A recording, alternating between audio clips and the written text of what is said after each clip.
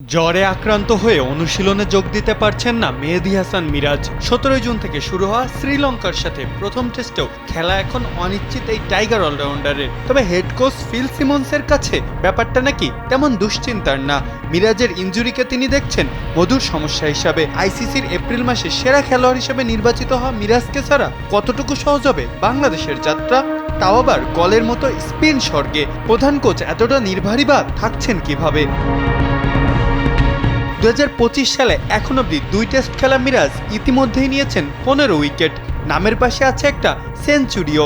জিম্বাবুয়ের বিপক্ষে বল হাতে 4 ইনিংসে 3টিতেই নিয়েছেন 5 আর। 2024 সালের পর থেকে টেস্টে তার থেকে বেশি রান বা উইকেট নেই দেশের কোনো ব্যাটার বা বলারের। স্যান্ডেলিনা সো, রূপচর্চায় আভিজাত্য। এই সময় মিরাজ রান করেছেন 730, উইকেট নিয়েছেন 46টি। অথচ মিরাজের ইনজুরি নাকি মোটেই ভাবাচ্ছে না হেড কোচকে। ব্যাপারটা তিনি দেখছেন কারো পৌষ মাস তো কারো সর্বনাশ হিসাবে। কিন্তু আদৌ মিরাজের সর্বনাশে কারো পৌষ মাস হবে তো? হলেও তা কতটা সুফল বয়ে আনবে বাংলাদেশের জন্য? প্রথম টেস্টের ভেন্যু গলে সবশেষ 10টি টেস্টের 6টিতেই জিতেছে স্বাগতিক শ্রীলঙ্কা। এর মধ্যে বেশিরভাগই আবার জিতেছে ইনিংস ব্যবধানে, যেখানে স্পিনারদের বিষে কাবু হয়েছেন ব্যাটাররা। প্রভাত জয়সূরিয়া, নিশান পেরিসরা যেন স্পিন দুর্গ গড়ে তুলেছে শ্রীলঙ্কার এই ঐতিহাসিক স্টেডিয়ামে, যাতে বারবার বিধ্বস্ত হচ্ছে অস্ট্রেলিয়া, নিউজিল্যান্ড, পাকিস্তানের মতো পরাশক্তিরা। স্টার্ক আফ্রিদিরা সেখানে তেমন সুবিধা করতে পারছে না। কিন্তু লায়ন, কুনেম্যান অথবা পার্ট টাইম স্পিনার ফিলিপসরা সেই তুলনায় বেশ ভালো করছেন। সুতরাং বোঝাই যাচ্ছে একাদশে প্রাধান্য দিতে হবে পেসার নয়, বরং স্পিনারদের। সেক্ষেত্রে একাদশে কমপক্ষে 2 জন স্পিনার না নেওয়াটা একরকম সুইসাইডাল ডিসিশন নেওয়াই হবে হয়তো।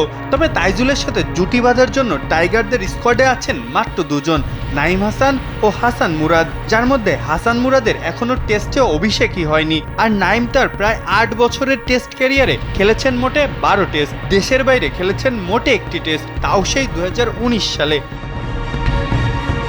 মিরাজ খেলতে পারা মানে ব্যাটে ও বলে 2 জায়গায় একজনকে দিয়ে কাজ চালিয়ে নেওয়ার মতো আস্থার জায়গা। পারফরমেন্সটাও করছেন মিরাজ সেভাবেই। অপরদিকে তার পরিবর্তে দলে নিতে হবে একজন বলার বা ব্যাটারকে, যা দলের সমন্বয় ঘটাতে বেশ বড় সমস্যার কারণ হয়ে দাঁড়ানোর কথা। কিন্তু কোচ তাহলে কিভাবে বললেন এমন কথা? দল নির্বাচনে এতটা নির্বারী বা থাকছেন কিভাবে তিনি? স্বাগতিক শ্রীলঙ্কার বিপক্ষে যে গত বছরই ঘরের মাঠেই ধবলধোলাই হয়েছে টাইগাররা, তাদের বিপক্ষে 26 টেস্ট খেলে মাত্র একটা জয় নিয়ে কিভাবে এত নিশ্চিন্তায় টাইগাররা? প্রশ্ন উঠছে অনেক। মাঠের খেলায় সব উত্তর দিতে পারবে কি সিমন্সের শিষ্যরা? মাহফুজ আহমেদ, কালবেলা।